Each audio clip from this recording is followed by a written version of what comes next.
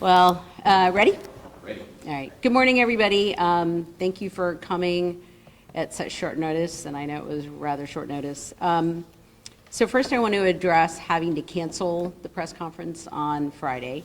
As you know, we were served with grand jury subpoenas on Thursday, and in my 13 years as coroner, I've never been served with a grand jury subpoena. And I looked into it, and I believe, at least in the history of Hamilton County in the last 40 years, that hasn't happened to any of the coroners. So this was new territory. We had to learn some things. We had to consult some people. We had to ask a lot of questions. And so I decided putting off the press conference until we got some answers was the better way to handle things. So thank you for coming for the delayed press conference, shall we say, postponed. In the interim, I understand that some of the autopsy findings have been relayed to the public, and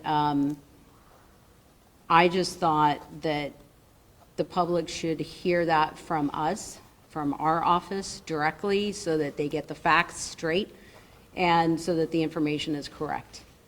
I want to start off with saying, first of all, our condolences to the grieving families, because this is not easy for anybody. And no matter what family you are, there are victims in this, and they're not just the people that have passed away. It's really the family members who are left to deal with their grief. So in the interest of hopefully easing some of the pain, and also to be able to provide the media, and you have sent me many written requests asking for the preliminary autopsy findings. And we've always worked well together in trying to provide the information and the truth to the public. So I'm counting on you to do that here. And so I thought I will give you a copy of this when I'm done with the press conference, but I wanted to at least give you the preliminary autopsy findings on Ryan Hinton. So Mr. Hinton had 3 gunshot wounds to his body, and this is in no particular order, but there was one in the left forearm, and there was an entrance wound and an exit wound, and it was soft tissue injury only. Did not contact any bone, and just skin wounds, entrance and exit. There was a second gunshot wound in the left lateral chest, so underneath the axilla, meaning the armpit, and that one did traverse the chest, and it did traverse through the left ventricle, and it exited the chest near the sternum. We believe that is the lethal wound. There was a third, basically just beneath the skin wound, and it was in the right posterolateral chest, adjacent to the shoulder, and it was soft tissue only. It traveled beneath the skin and ended just beneath the skull, and we were able to retrieve that bullet. So Mr. Hinton's cause of death is a gunshot wound to the torso. Left lateral chest, we believe, was the lethal wound. And his manner of death is homicide. So I wanted to make sure you got the exact facts from us and relayed that to the public. And again, there are no words to express our grief and our sorrow to the family members. And we hope that this provides some solace to know the actual facts. You ready to take questions? I'm ready to take questions, but they're going to be limited to our portion of the investigation. So can you talk about that, the bullet wound that killed him? Did that go through his arm and then enter his chest? Is that one bullet? There is a possibility that that could have been the same bullet, because when you're running, usually you've got your arms contracted in a 90-degree elbow position, and you're running back and forth like this. So it's possible that the same bullet traversed the left forearm and into the left side of the chest. If the bullet that killed him went in his side and out his sternum, which is his chest. Does that mean he was shot from slightly behind? No, it was straight from the side. This is mid-lateral side. And if you're asking why did it go toward the front, it did contact a rib on the way. So, as you know, when projectiles, and you can talk to somebody who's a physics expert or a firearms expert, when they hit something solid, they tend to deflect. And did you recover that bullet, or was it the other? That was the one you did not? Yeah, no, there were pieces of that bullet that we recovered, but not the entire bullet, no. And he basically bled to death then, would have been what happened? We didn't have a scene response. We only responded to the hospital, so I'm not sure what happened at the scene. So. The third bullet that you were able to retrieve from the right posterolateral chest. Are you saying he was shot? It was recovered from the neck, just below the skull. So you're saying he was shot in the back? No, I said he was shot in the right posterolateral near the shoulder. Almost that angle that you see in that body cam. I cannot comment on the body cam. First of all, there was so much motion, and I am not a body cam expert, and I get a little motion sick anyway, so that's not my cup of tea. So you're going to have to ask somebody about the body cam footage. Yeah. So can you then talk about where that bullet entered that body in plain speak and where it exited? It entered the side of the chest. It impacted the left 7th rib, and then it traveled through the left side of the chest, through the left ventricle, and then out the front. And then the other bullet, how would that bullet have, in plain speak, entered and exited? It entered, plain speaking, I mean, I'm a physician. This is right posterolateral chest is, near the shoulder, and then traveled up underneath the skin, and then ended at the base of the skull without impacting bone or anything along the way. It was all soft tissue beneath the skin. That would have had to be then as he was going down. You're going to have to talk to somebody about that, because again, I can't comment on the body cam footage or what position his body was in at the time. And I can't also tell you which gunshot wound preceded which. I don't know the order. I can just tell you the gunshot wounds there are 3 entrance wounds and 2 exit wounds. But it's possible that there were only two bullets that hit him. It's possible. From a legal perspective, what allows you to talk today that didn't allow you on Friday? I didn't know that I wasn't allowed on Friday, but I didn't have enough information, and that's why I had to postpone the press conference until I gathered some more information about what my requirements were with respect to the grand jury subpoena, and that's why I took the time to get the information before I proceeded with the press conference. What does that mean that you got this subpoena then? I don't know what that means. I mean, it's a grand jury subpoena asking for materials, and, like I said, I've never had one before in the office, so that's why I needed to find out what that meant. It didn't stop you from relaying any of this information then? Not today, but I didn't know what that meant when I received it, so I felt compelled to postpone it until I got some more information, and then made a decision then to go ahead and move forward with the press conference. Does the reason why you wanted to hold this press conference, obviously you said it was to ease the pain of the grieving families. Does it also perhaps ease community tensions? Well, that is my hope, and I think in my 13 years of being in the office, being transparent with the public and the media with what we find and what we have found has been something that we routinely do, and that's part of what I've done in the office. Is I want to be transparent because I think you have a right to know, and I think the family has a right to know. And so we wanted to present you with the actual facts and not have conjecture out there with somebody saying this and somebody saying this, and and it's all confusing, and then the tensions are going up. So let me provide you with the actual facts. And that's what we are doing here. The other thing is that the family and the prosecutor's office have both been provided with what I'm going to be providing you. The family has also obtained their own private autopsy. So they have findings. They already know their findings. I'm sure that's been shared with them. So this is what we found in our office. What day do you report to the grand jury?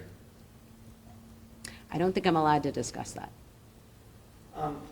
Can you kind of, just like Dave, can you kind of point to where it is on the body? You know what, I didn't do the autopsy. So I'm looking at the report and Is that going to be on what you give us, like the exact spot where it is? No, we don't do diagrams or anything like that. I mean, that will be provided, I'm sure, in court. I'm not thinking like this area, and then the other one is like here or here. I'm a little confused on exactly where. This is what I got from our pathologist, Yeah. so. When did you finish the autopsy, and what was that communication with the police department, with them saying it was, through the chest, kind of where was the miscommunication there, and what is going to be done moving forward so this doesn't happen again? Well, this is why I ask that we provide the autopsy findings from our office, so that you get the real facts. And how that was communicated to the police, I don't know. I'm not even sure if they were present at the autopsy. Actually, I haven't looked into it. The autopsy was performed the next day.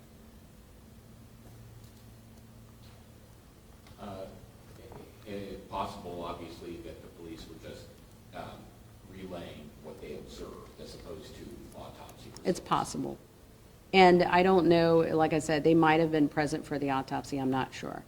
But we also don't, even though you all request it, we don't give you autopsy findings the day that we do them. Because there's a fair amount of looking at all the information, looking at scene photos if there are any, looking at the other evidence that we're provided with, before we even put together preliminary autopsy findings.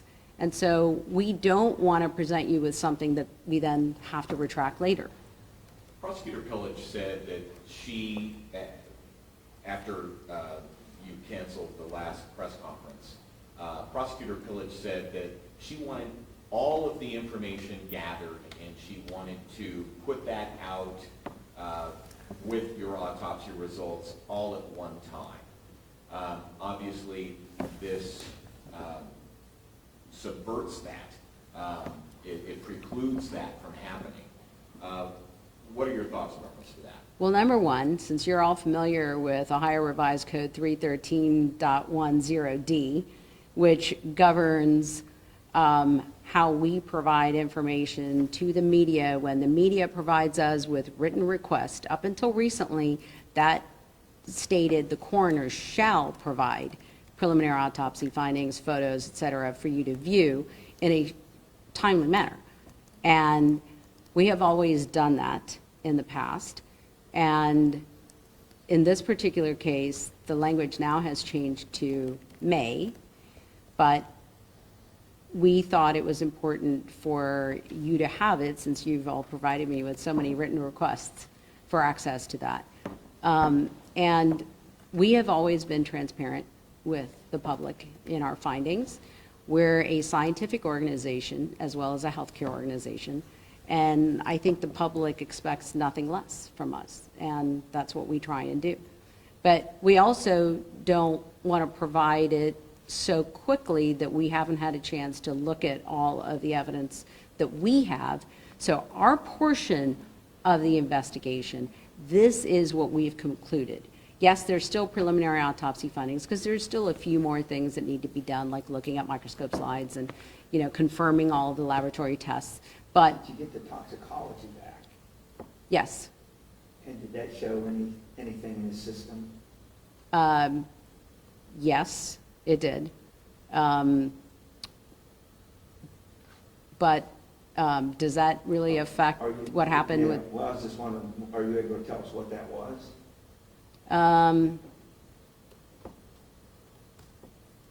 I would prefer to wait until we get the rest of the tests back.